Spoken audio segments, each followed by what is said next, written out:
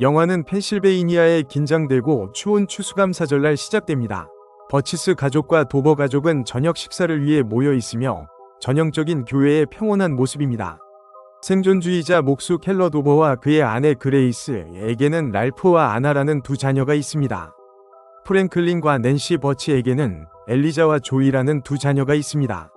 저녁 식사 후 6살 배기 아나 도버와 조이 버치는 놀기 위해 밖으로 나갑니다. 몇 시간 후 그들은 실종됩니다. 부모들은 소녀들이 이전에 그들의 거리 주차되어 있던 낡고 허름한 레크리에이션 차량, 즉 RV 근처에서 사라졌다는 것을 깨닫습니다. 경찰이 즉시 호출됩니다. 독특한 눈 문신을 가진 꼼꼼하고 집중적인 수사관인 로키 형사가 이 사건을 맡게 됩니다. 로키는 미해결된 과거를 가지고 있지만 흠잡을 데 없는 사건 해결률을 자랑하는 형사입니다. 그는 신속하게 RV와 운전자인 정신지체 남성 알렉스 존스를 추적합니다. 알렉스는 운전대에 엎드려 있는 채로 발견되며 피처럼 보이는 것으로 덮여 있지만 그는 소녀들에 대한 어떠한 지식도 부인합니다. 경찰 신문 중에 알렉스의 낮은 정신 능력은 그를 신문하기 어려운 용의자로 만듭니다. 그는 단순히 "그들은 여기에 없어요" 라고 반복합니다. 물리적 증거 부족으로 인해 로키는 알렉스를 풀어줄 수밖에 없습니다. 켈러 도버는 절망과 자신의 생존주의적 편집증에 사로잡혀 알렉스가 유괴범이라고 확신합니다. 알렉스가 경찰서를 떠날 때 켈러는 주차장에서 그와 마주칩니다. 켈러는 알렉스가 "그들은 그들을 찾지 못할 거예요" 라고 속삭였다고 확신하지만 경찰은 이 세부 사항을 무시합니다. 극도의 분노에 이른 켈러는 직접 나설 것을 결정합니다. 그는 알렉스를 뒤쫓아 프랭클린 버치의 마지못한 도움으로 그를 납치합니다. 켈러는 알렉스를 자신의 돌아가신 아버지의 허름한 집에서 감금합니다. 그의 계획은 간단합니다. 알렉스가 자백하고 소녀들의 위치를 밝힐 때까지 고문하는 것입니다. 켈러의 방식에 경악한 프랭클린은 결국 켈러의 확신에 굴복하여 잔인한 신문에 협조합니다. 한편 로키 형사는 공식 수사를 계속하지만 수사는 막다른 골목과 오해의 소지가 있는 단서로 가득합니다. 그는 이상하고 은둔적인 신부 패트릭 던 신부의 집을 방문하는데 그의 지하실에는 죽은, 심하게 부패한 시체가 있습니다. 패트릭 던 신부는 죽은 남자가 아이들을 죽였다고 고백했고 신부는 그가 다시는 그렇게 하지 못하도록 막았다고 설명하지만 로키는 이 이야기를 믿지 않고 그를 체포합니다. 로키는 또한 밥 테일러라는 남자를 조사합니다. 그의 집은 뱀 상자, 미로 속에 아이들을 그린 소름 끼치는 그림, 그리고 피 묻은 옷으로 가득합니다. 테일러는 도망치려 했고 로키는 그에게 총을 쏠 수밖에 없었습니다. 테일러는 나중에 병원에서 사망합니다. 테일러의 집은 잘못된 단서, 즉 레드 헤링스의 혼란스러운 미로입니다. 옷에 묻은 피는 돼지 피로 밝혀졌으며 옷과 그림은 실종된 소녀들의 가족에게서 도난당한 것이었습니다. 테일러는 유괴범이 아니었습니다. 그는 단지 미로와 실종된 소녀 사건에 집착하는 문제가 있는 남자였습니다. 버려진 집에서 켈러의 알렉스에 대한 고문은 점점 더 잔인해집니다.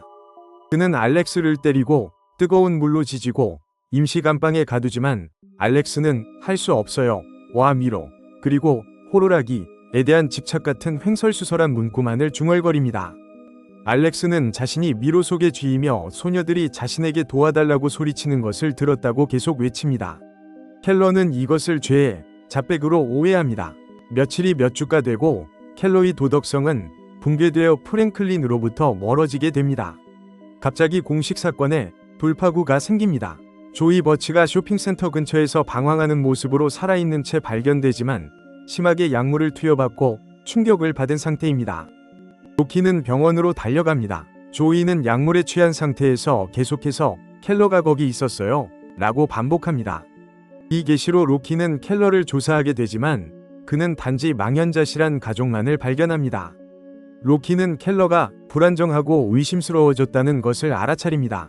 켈러는 조이의 진술을 듣고 알렉스가 소녀들의 위치를 알고 있다는 것이 사실일지 모르지만 알렉스가 주범은 아니라는 것을 깨닫습니다. 조이는 자신과 아나가 잡혔을 때 약물 처리된 옷을 받고 잠들었다는 것을 기억할 수 있습니다. 그녀는 여자의 목소리가 자신과 아나에게 말을 걸었다고 언급합니다. 로키는 신부의 말을 기억합니다.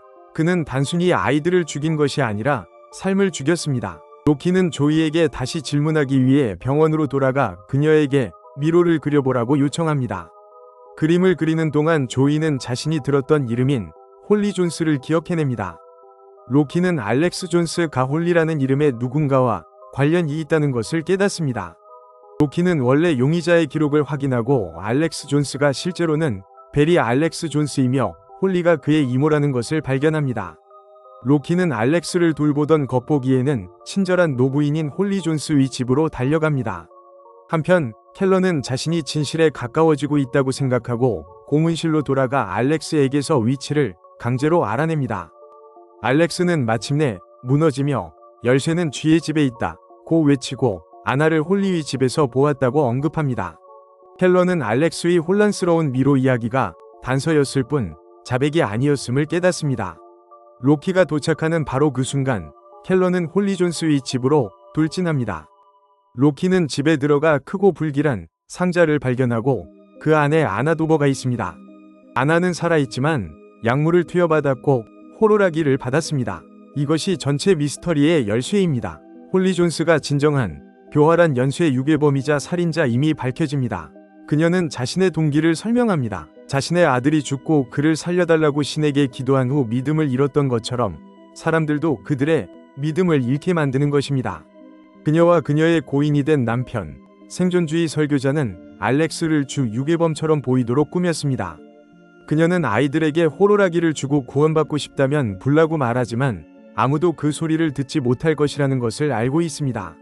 그런 다음 그녀는 아이들에게 약물을 투여하고 죽을 때까지 숨겨진 벙커에 가두거나 조이의 경우 경찰을 혼란시키기 위해 풀어주었습니다. 켈러가 집으로 난입했을 때 홀리는 그의 다리에 총을 쏘고 그를 자신의 뒷마당에 있는 숨겨진 깊은 구덩이로 밀어넣습니다. 그런 다음 그녀는 로키가 아나를 구하려고 하는 집 안으로 돌아옵니다. 홀리는 아나와 로키에게 독을 먹이려 하지만 로키는 순수한 본능으로 홀리에게 총을 쏴 그녀를 죽입니다. 아나는 병원으로 급히 이송됩니다. 로키는 홀리의 시신에서 열쇠를 발견하고 그것이 상자의 열쇠임을 깨닫습니다. 아나는 구출되고 그녀와 조이는 가족과 재회합니다. 모두 안도하지만 이 시련으로 깊이 변화했습니다. 알렉스 존스는 안전하며 회복 중입니다. 얼마 후 공식 경찰 수사는 종료됩니다. 그러나 로키는 빠진 요소, 즉 켈러 도버에 사로잡혀 있습니다. 그는 이제 차가운 범죄 현장이 된 홀리 존스의 집으로 돌아갑니다. 로키는 숨겨진 구덩이 근처에 서서 희미하지만 뚜렷한 소리를 듣습니다.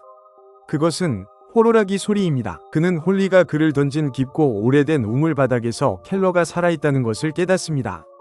마지막 장면은 로키가 열린 구덩이 위에 손전등을 비추고 호루라기 소리가 울려 퍼지는 가운데 그의 표정이 모호한 채 화면이 검게 사라지는 것입니다.